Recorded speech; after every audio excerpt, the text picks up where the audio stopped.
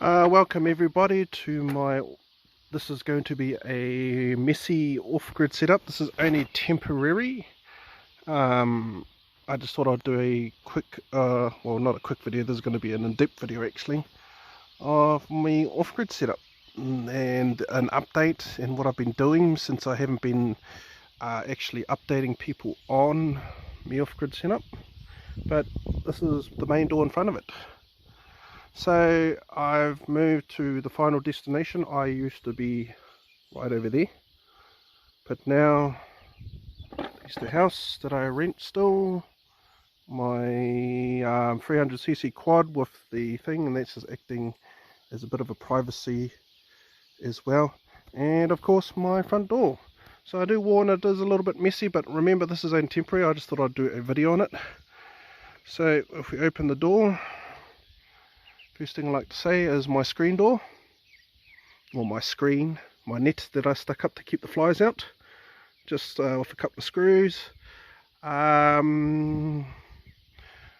This is the lean-to that originally I said I was going to build in my other tutorials.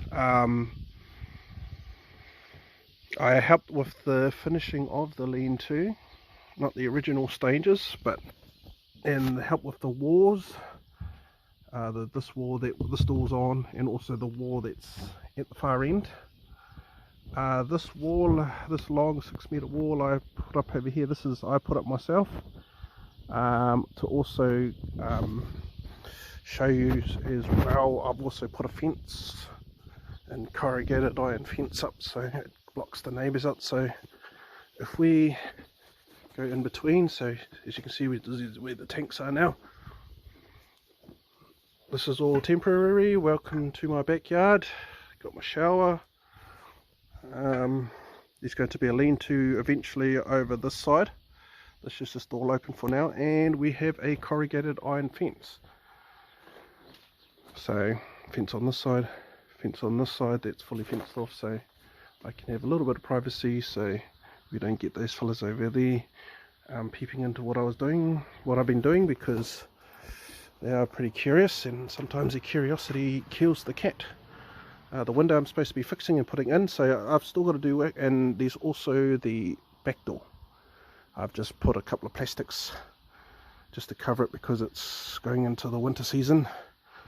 It's supposed to be the winter season now, but it's actually quite warm for winter. This is all temporary. Scored a kitchen that I've still got to set up later on in the process. That is not the... And the doors, the double doors that everyone is familiar with that watched my last tutorial. But we're going to go through, and yeah, so I just like to say and give a shout out to everybody that has seen my last tutorials. This is just playing it by ear, but anyhow, let us go in and see what we have temporary got, because it is not a permanent setup. So as we see over here, we've got the washing machine inside now. So this used to be outside, but now this washing machine is inside. We can close the door. The door doesn't close properly. We've got to tie it with a string, but hey, these are just one of the rustic looking things. We've also got clear light to let in light, so when we got these doors closed, we at least still get a bit of light to thing, but also got a phone light anyway to help compromise. So we've got the washing machine, wheelchair. These are all temporary setups. Just brought these in 5:20 this morning. All of these, my stuff's scattered everywhere, but I've just thought of things. So these my drawers now that used to be at the back. These originally didn't make it when I first went off grid, because these were my last place I was staying at, out the back of the main house before. And over here we've got my tent and all that set up. So I've got a tent, oh, it's not set up, but it's just wrapped up, you might as well say. And these were the southerly doors, and if we come over here, all we have in this area is a couch. So this is the fold out couch that cannot be folded out at this current time, because where it is, it won't have enough room. I've just recently put this wall up. It's done ruggedly, but hey, it does the job. Ever since I've put this front wall up, and also the iron and the wall up, and also the black plastic that's behind it, it's actually kept the heat in here quite a lot. I've insulated this wall. This wall's insulated, and the far wall over there where the generator is and all that, which I'll talk about in a second, that's why I skipped it. That's all been things. So the only I've got to insulate is the roof, and then once the roof is all done, I'll ply it just like this wall. I use ply. I don't want to use jib because ply is easier to work with jib, and it's not as sensitive because jib can crumble. Excuse me guys, this is my smoking area, my bong and all that. So yeah, so now let's go to the generators, and people are probably wondering why my generators inside the enclosed lean-to with me. I've been told so many times that it's so dangerous, and I get their concern, but in reality this place is not actually fully closed off, and the reason why is because this under the decking we still get wind drift from under the container because the container's been lifted. So yeah, not much has changed. A little bit has changed in here. So usually, sorry, I've just got everything because I've just moved a lot of stuff out, so my stuff is sort of messy, including my bed. My bed used to be where this bed was, on that side right by the double doors, and facing my head used to be up this way. So this used to be where my gaming thing used to be, on this side, but I've just got my kitchen in here temporarily over here at the moment till I expand. As I said, out the back here I plan to put another lean-to, and also on the front I also plan to put another lean-to up on the front too. So we've done the first lean-to.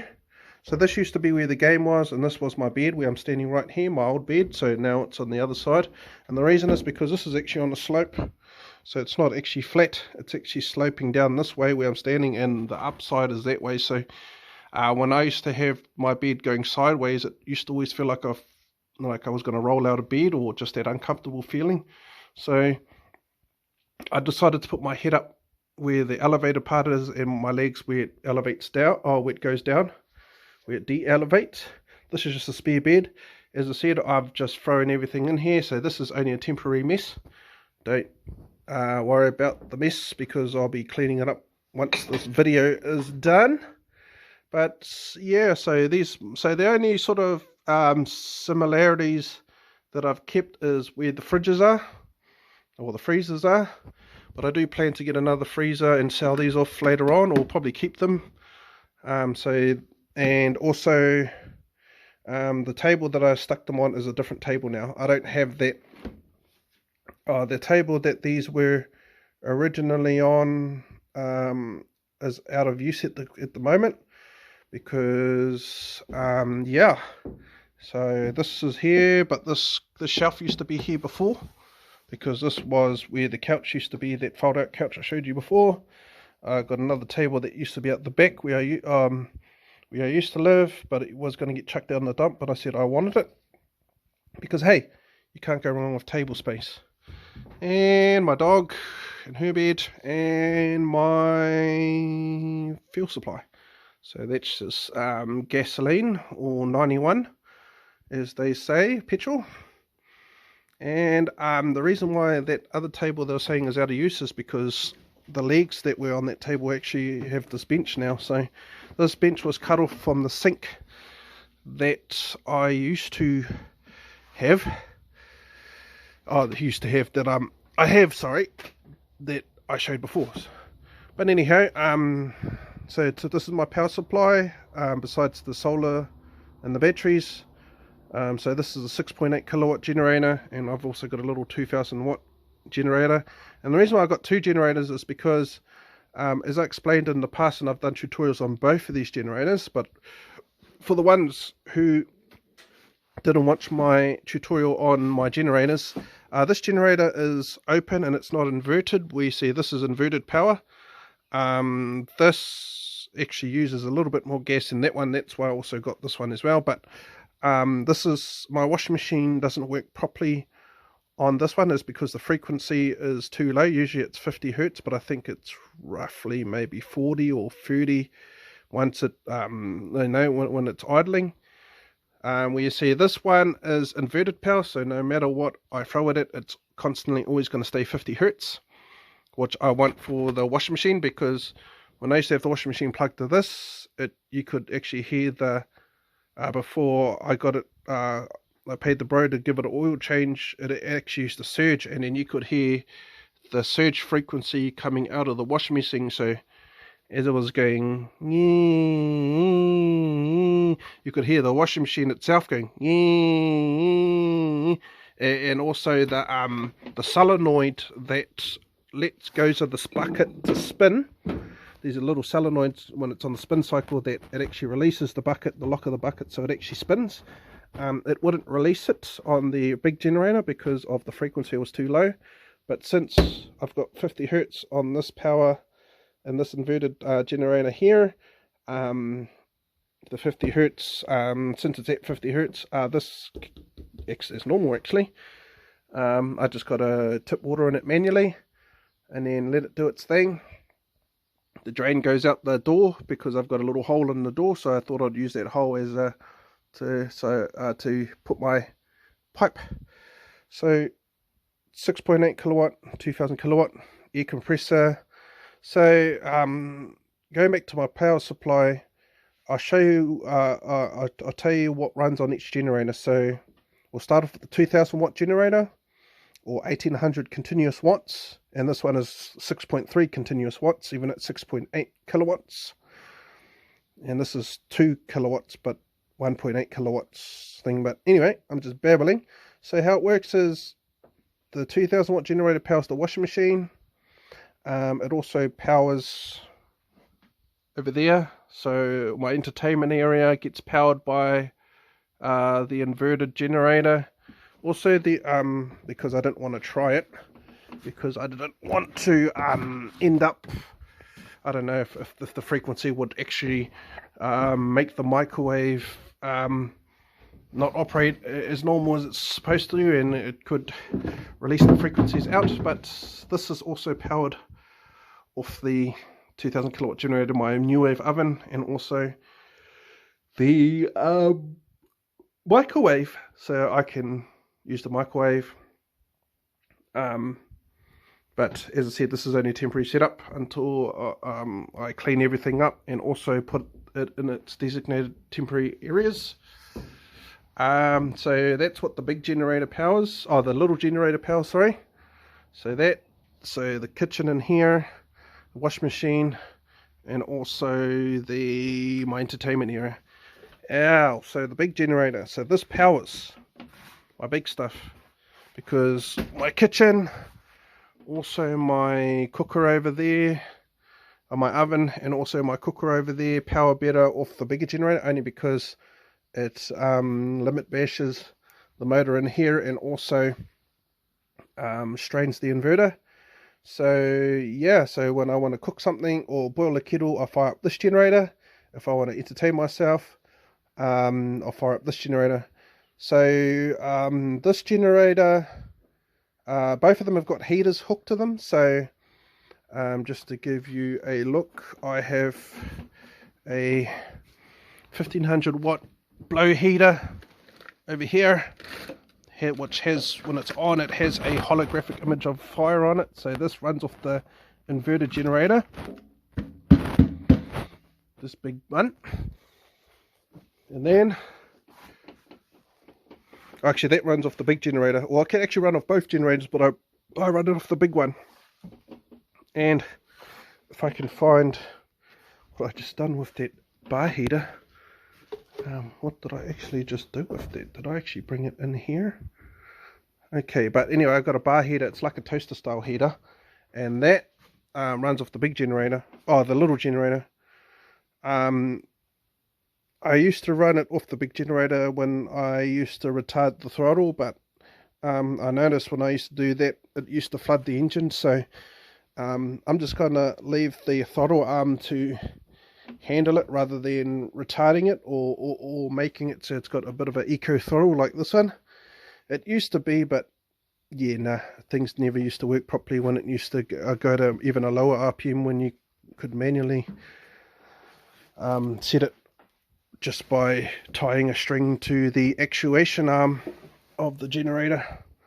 Oh, so I'm just stepping on things. So yeah, I just thought I'd give a brief overview of my temporary messy yeah, sorry, I just can't find that heater at this current time, and I'm just babbling. So this is what I've currently done. So my dad and a cousin Pori, they done while I was house sitting for cousin, they actually done the framing, or my dad done the framing and put up the framing and all that. So the framing was here when I arrived back home after house sitting. So I helped my dad put the iron and the paper on the top.